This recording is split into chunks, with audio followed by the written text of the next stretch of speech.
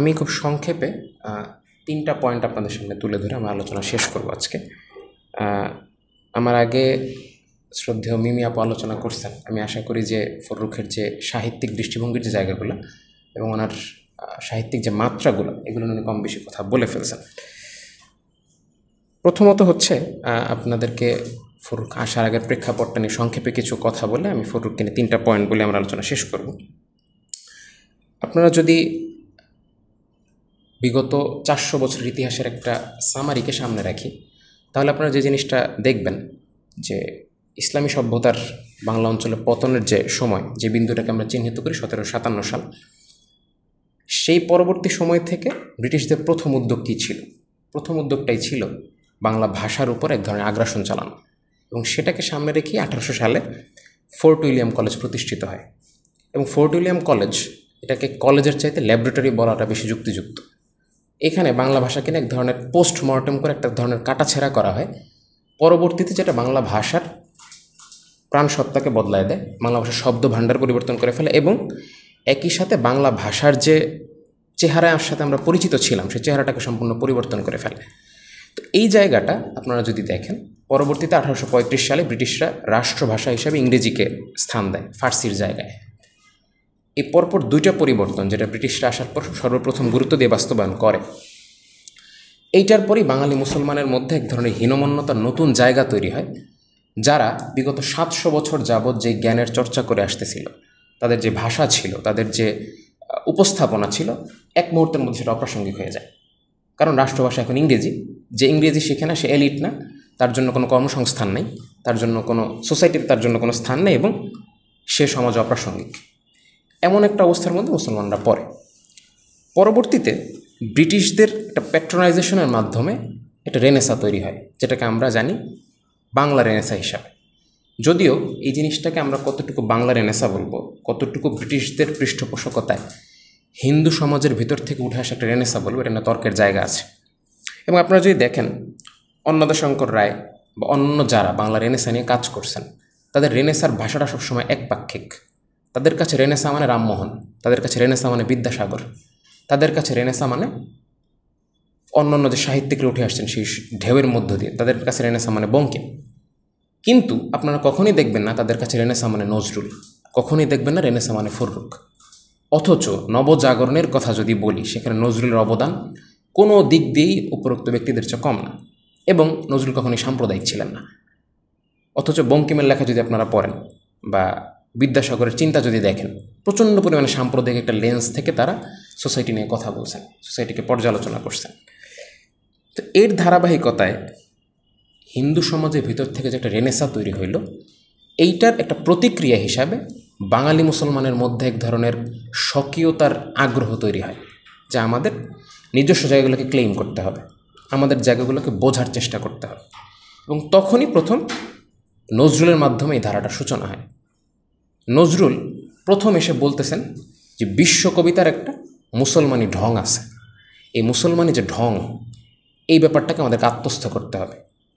উনি বলতেছেন যে বিশ্ব কবিতার যে বধূ, তাকে যদি কিছু অলংকার পরানো হয় আরবি ফার্সি, তাকে কোনোভাবে অসুন্দর লাগে না দেখতে।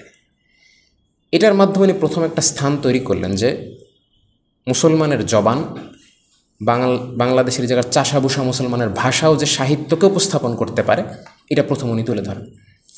পরবর্তীকালে এই সময়টাকে যদি আমরা ভাগ করি, তাহলে দেখব নজরুলের পরবর্তী সময় উল্লেখযোগ্য কবি হচ্ছেন জসিমউদ্দিন, এরপরের উল্লেখযোগ্য কবি হচ্ছেন ফররুখ। এবং এই যে ব্যাপারটাকে যদি আমরা ভাগ করতে চাই, 20-এর দশকের কবি যদি নজরুল হন, 30-এর দশকে জসিমউদ্দিন, এবং 40-এর দশকে সেটা ফররুখ। আপনারা জানেন বাংলা সাহিত্যের ইতিহাসে মোহাম্মদ আব্দুল হাই 2 ধরনের সাহিত্যিকদের কথা বলছেন, যারা সমন্বয়বাদী এবং যারা স্বাতন্ত্র্যবাদী। সমন্বয়বাদীদের ভেতরে আপনারা অনেক সাহিত্যিককে পাবেন, বিশেষ করে মুসলিম সাহিত্য সমাজ থেকে শুরু করে অনেকেই এক ধরনের আপোষ রফার ভিতর দিয়ে যাওয়ার চেষ্টা করছেন। তাদের অ্যাপ্রোচটা একটা অ্যাপোলজেটিক ছিল, যে আমরা কোনোরকম একটু নিজেদের স্থানটা পাওয়ার চেষ্টা করি, কোনোভাবে একটু নিজেদের একটা জায়গা তৈরি করা যায় কিনা। নজরুল পরবর্তী সময়ে ফররুখ কখনো সমন্বয়বাদী ছিলেন না, তিনি ছিলেন স্বাতন্ত্র্যবাদী। প্রথম এসে তিনি ক্লেইম করলেন যে ইসলামের যে চেতনা, একটা ধর্ম হিসাবে না, একটা বিপ্লবী ইডিওলজি হিসাবে একটা চিন্তার জায়গা হিসাবে ইসলামকে কাব্যের মাধ্যমে তুলে ধরা যেতে পারে। এবং তার ওমর কবিতা উনি যেভাবে তুলে ধরতেছেন যে বিশ্ব ধরিত্রীর যে শঙ্কা, তাদের যে সংকট, এটার জন্য ওমরের দৌড়া দরকার এই সময় এসে। এর মাধ্যমে একটা নতুন সময়ের সূচনা হবে। ফররুখের প্রথম অবদান এটা, যার মাধ্যমে যে 3টা পয়েন্ট আমি বলছিলাম। প্রথম পয়েন্ট হচ্ছে এইটা, ফররুখ প্রথম নিজেদের একটা স্থান তৈরি করলেন এবং নিরেট স্বাতন্ত্র্যবাদী জায়গা থেকে, মানে কোনো ধরনের অ্যাপোলজিটিক অ্যাপ্রোচে যান নাই। ওনার মধ্যে কখনো হীনমন্যতা কাজ করে নাই যে আমি একটা আপোষরফের ভিতর দিয়ে যাই। দ্বিতীয়ত হচ্ছে ভাষা। ফররুখ ভাষার ক্ষেত্রে একটা নতুন লিগেসি তৈরি করছেন, যেটা বাঙালি মুসলমানের জবান, যেটা এই অঞ্চলের কৃষক শ্রেণীর ভাষা, যেটা এই অঞ্চলের চাষা ভূষা মানুষের ভাষা, যেটা কলকাতার এলিট লোকজনের সংস্কৃতবহুল বাংলা না।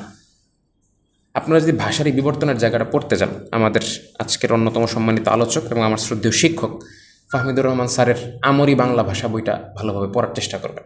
এই জায়গাটাতে ভাষার যে বিবর্তনের ব্যাপারগুলো, একদম বাংলা ভাষার উৎপত্তি থেকে আজকের সময় পর্যন্ত একটা ধারাবাহিক সামারি আপনারা পাবেন। ফররুখ কী করলেন? ফররুখ এসে ভাষাতে নিজের একটা স্থান তৈরি করলেন। তার কথা হইল বাংলাদেশের মানুষের যে স্বাভাবিক ভাষা, স্বাভাবিক যে উপস্থাপনা, এবং এখানে কোনো ধরনের অতিরিক্ত সংস্কৃতায়নকে উনি গ্রহণ করেননি। ওনার কথা হচ্ছে যেটা বাংলা আমরা বলি এটাই সাহিত্যের ভাষা। একটা সময়ে কলকাতার লোকজন বলছিল যে বাঙালি মুসলমানদেরকে দিয়ে এক ধরনের কালচারই সম্ভব, সেটা হচ্ছে অ্যাগ্রিকালচার। কিন্তু ফররুখ এসে প্রথম জায়গাটা তৈরি করলেন যে বাঙালি মুসলমান নিজস্ব সাংস্কৃতিক জায়গাটা থাকতে পারে, তাদের সাংস্কৃতিক স্বাতন্ত্র্য থাকতে পারে। এবং সেখানে উনি থেমে যান নাই, বরং জীবনের শেষ সময় পর্যন্ত প্রত্যেকটা জায়গাতে আপনারা যদি দেখেন নিজের স্থানকে উনি তৈরি করছেন, উনি এদের স্বাতন্ত্র্যের জানান দিয়েছেন প্রত্যেকটা জায়গায়। এবং ফররুখের এই মানুষ গঠনে, তার এই চিন্তার জায়গাতে সবচেয়ে বড় অবদান রেখেছেন আল্লামা ইকবাল। এবং আল্লামা ইকবালকে ডেডিকেট করানো খুব গুরুত্বপূর্ণ একটা কবিতা আছে, স্বর্ণ ঈগল। এবং তার প্রথম কাব্যগ্রন্থ, এবং যেটা ফররুখের ম্যাগনাম অপাস বলা হয়, 7 সাগরের মাঝি, সেখানে তিনি বলতেছেন 20 শতকের ইসলামের তামাদ্দুনিক রূপকার দার্শনিক মহাকবি আল্লামা ইকবালের অমর স্মৃতির উদ্দেশ্যে এই কবিতাকে তিনি উৎসর্গ করেন।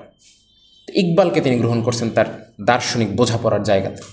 তা আপনারা যে ইকবাল সম্পর্কে কম বেশি জানেন, ইকবালকে যদি কেউ দার্শনিক জায়গাতে গ্রহণ করে তার পক্ষে কখনোই হীনমন্য হওয়া সম্ভব না। কারণ ইকবাল যে ক্ষুদির কথা বলছেন, ইকবাল যে চিন্তার জায়গা বলছেন, সেখানে মূল কথা হচ্ছে নিজের ব্যক্তিত্বকে এমন অবস্থানে নিয়ে যাওয়া যেখানে স্বয়ং খোদা জিজ্ঞেস করবেন যে বান্দা তোমার চাওয়া কি, এমন একটা অবস্থানে নিয়ে আসে। তো ভাষার এই জায়গাটা খুব বেশি গুরুত্বপূর্ণ। এবং ফররুখ বিভিন্ন সময় তার কিছু ছোটোখাটো প্রবন্ধ আছে, যেমন ইকবাল প্রসঙ্গ বা অন্যান্য যে প্রবন্ধগুলো, ওখানে বলতেছেন যে নিজস্ব ভাষার গুরুত্বের ব্যাপারটা। উনি কখনো আরোপিত ভাষার পক্ষে ছিলেন না, এজন্য নিজেদের যে স্বতঃস্ফূর্ত ভাষা সেটাকে তিনি সাহিত্যে নিয়ে আসছেন। তৃতীয়ত হচ্ছে ফররুখ সোসাইটি থেকে কখনো কাব্যকে আলাদা করেননি। আপনারা জানেন যে ওয়েস্টে খুব গুরুত্বপূর্ণ একটা তর্ক হইল আর্টস ফর আর্টস সেক নাকি আর্টস ফর লাইফ সেক। মানে আর্টের আসলে কাজ কি, মানে শিল্পের জন্য শিল্প চর্চা করবেন নাকি মানে শিল্পের সাথে জীবনের কোনো সম্পর্ক আছে। যেমন একটা সময় এসে ওয়েস্টের একদল সাহিত্যিক এটা বলতেছেন যে যেই শিল্প মানুষকে খাবার দেয় না, এই শিল্প চর্চা করে লাভ কি। আর আরেক দল বলতেছেন যে মানুষ ক্ষুধার্ত থাকলে তার ভিতর থেকে শিল্প তৈরি হয়। দুইটা তর্কই কিন্তু খুবই অপ্রাসঙ্গিক। এবং ফররুখের দৃষ্টিতে সবসময় ব্যাপারটা ছিল আর্টস ফর লাইফ সেক। উনি কখনোই জীবন থেকে সাহিত্যকে বিচ্ছিন্ন করেননি। এবং ওনার সাহিত্য তার সমাজের প্রতি কমিটমেন্ট থেকে, তার সোসাইটির সংকটগুলোকে অ্যাড্রেস করে এবং তার কমিউনিটির সম্পর্কের জন্য, তার কমিউনিটির পুনর্জাগরণের জন্য উনি তার সাহিত্য রচনা করছেন। এইখানে কখনো তার মধ্যে হীনমন্যতা কাজ করে না। এবং আপনারা যদি দেখেন, আমি খুবই বাজে আবৃত্তি করি, তো আমি জাস্ট 4টা লাইন আপনাদেরকে বলার জন্য বলবো যে 74 যে দুর্ভিক্ষ, সেখানে এই ব্যাপারটাকে ফররুখ অ্যাড্রেস করছেন তার কবিতায়। তিনি বলতেছেন, স্বপ্নের অধ্যায় শেষ, দুঃস্বপ্নের বন্দি শিবির, 7 কোটি মানুষের বদ্ধভূমি দেখো এ বাংলার, প্রতি গৃহে অপমৃত্যু ফেলে ছায়া তিক্ত হতাশার, দুর্ভিক্ষের বার্তা আসে আসে মৃত্যু নিবন্ধ রাত্রির। সেই সময় সোসাইটি এইটা ছিল 74 দুর্ভিক্ষ। আপনারা জানেন যে 72 পরবর্তী সময়ে যে গভর্নমেন্ট বাংলাদেশ ফর্ম করে, প্রচণ্ড ভয়াবহ একটা দুর্ভিক্ষ ছিল 74 দুর্ভিক্ষ, যেখানে লক্ষ লক্ষ মানুষ মারা যায় এবং তাদের জীবন একটা প্রচণ্ড অস্থির একটা জায়গায় চলে আসে। ফররুখের কবিতা থেকে কখনো এটা যায়নি। আপনারা অনেক কবিকে দেখবেন, বিশেষ করে আধুনিক সময় কাব্য মানে কি, বাতাস বইছে, নড়ে উঠলো দুটো মালটা, বা হচ্ছে কি বলে গাছের পাতা একটু নাড়া খেলো, এই ধরনের কবিতার সাথে সোসাইটির কোনো সম্পর্ক নেই, জীবনবোধ নেই এটার ভিতরে। এবং এইখানে কখনো আপনি নিজেকে খুঁজে পাবেন না যে ঠিক আছে ওই সময় আকাশটা না হয় একটু আকাশই দেখা যাইতেছিল, এটার সাথে আমার জীবনের সম্পর্ক কী? আমার তো জীবন নিয়ে সংকটে, আমি আমার অস্তিত্বের সংকটে, আমার আত্মপরিচয় নিয়ে আমি সংকটে। এই জায়গাগুলো আপনি কখনো আধুনিক কবিতাতে খুঁজে পাবেন না, কিন্তু এই ব্যাপারগুলোকে ফররুখ অ্যাড্রেস করছে। এই যে তিনটা জায়গা, আমি যদি আরেকবার একটু সামারাইজ করি, একে তো হচ্ছে ভাষার জায়গাটা, দ্বিতীয়ত হচ্ছে ওনার সাহিত্য যে আমাদের নিজস্ব ভাষা থেকে হইতে পারে এই ব্যাপারটাকে অ্যাড্রেস করা, এবং সর্বশেষ কাব্যের সাথে জীবনবোধ, কাব্যের সাথে নিজের কমিউনিটির প্রতি দায়বদ্ধতার যে জায়গাটা, এই তিনটা ব্যাপারকে যদি আমরা একটা সামারি করতে যাই, সেই বিন্দুটা হচ্ছে আমাদের জন্য ফররুখ আহমদ। আমার মূল আলোচনা এখানেই শেষ। আমি সর্বশেষ আরেকবার একটা বাজে আবৃত্তি করে আপনাদের একটু কষ্ট দিব। আমার সবচেয়ে প্রিয় কবিতা ফররুখের, কবিতাটার নাম হচ্ছে শাহিন, এবং এই কবিতাটা অসাধারণ। মানে জীবনকে অনেক উঁচু থেকে না দেখলে, ওই ধরনের ব্যক্তিত্ব না হলে এই ধরনের কবিতা লেখা সম্ভব না। শাহিন কবিতায় তিনি বলতেছেন, বিদায় নিয়েছি সেই ধূলিম্লান পৃথ্বীর দল থেকে, যেখানে জীবন বাঁচে এক কণা শস্যে ধরনীর, আনন্দ আনন্দ মোর মরুভুর নিসঙ্গ বিজনে, সৃষ্টির প্রথম থেকে প্রাণ অশ্রান্ত রাহাগীর, বসন্ত বাতাস ফুল বুলবুলি পশারিনী আর, আশিকের রুগ্ন সুর সব কিছু ছেড়ে চলে যায়, বনের বাসিন্দা যারা জাদু জানে জাদুতে ভোলায়, প্রলুব্ধ প্রাণের সেই সম্মোহনে মুক্তির স্বপ্ন নাই, মরুবিয়াবানে দীপ্ত খরধার তরবারি যার, বিজয় গাজী সে বীর অস্ত্রে তার অপূর্ব স্পন্দন, ক্ষুধিত নহিত আমি কবুতর তিতিরের তরে, প্রমুক্ত আত্মার মতো শাহিনের অবাধ জীবন, হানা দিয়ে ফিরে যাওয়া, ফিরে এসে হানা দেওয়া, আর আজব বাহানায় রক্তধারা উত্তপ্ত রাখার, প্রাচী প্রতিচির মাঝে চকরির ক্ষুদ্র এ সংসার, আকাশ নীলা অন্তহীন সাম্রাজ্য আমার। সকলকে ধন্যবাদ।